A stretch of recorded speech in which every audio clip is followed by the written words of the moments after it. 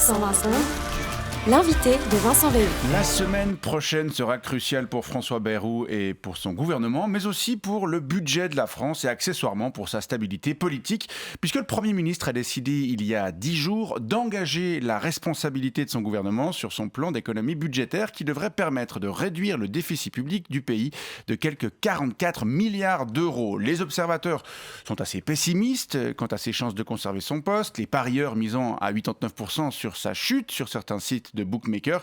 Et la question se pose donc de l'avenir de l'exécutif français, de la stabilité politique de l'Hexagone et de la gestion de son déficit parfois qualifié d'abyssal. On en parle avec vous ce matin. Brice Latour, bonjour. Bonjour. Vous êtes un proche conseiller d'Emmanuel Macron que vous accompagnez depuis plusieurs années. Dans quel état d'esprit se trouve-t-il ? Alors, le président de la République affiche une parfaite sérénité.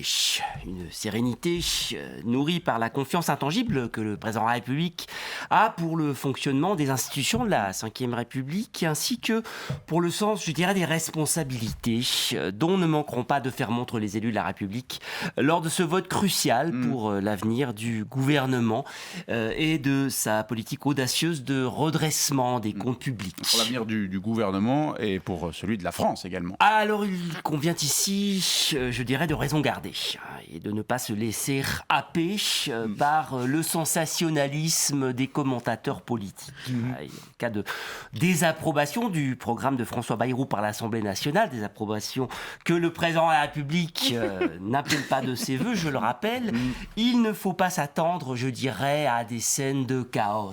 Mais qu'est-ce qui se passerait ? Bien, selon toute vraisemblance, un nouveau gouvernement serait nommé. Et là, on peut, je dirais, compter sur l'engagement indéfectible de personnalités très expérimentées et de grande qualité.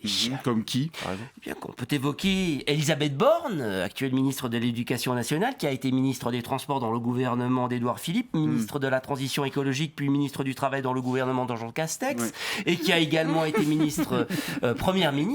Gérald Darmanin, actuel garde des Sceaux, qui a été ministre du Budget dans le gouvernement d'Édouard Philippe, puis ministre de l'Intérieur dans les gouvernements de Gabriel Attal, d'Elisabeth Borne et de Jean Castex.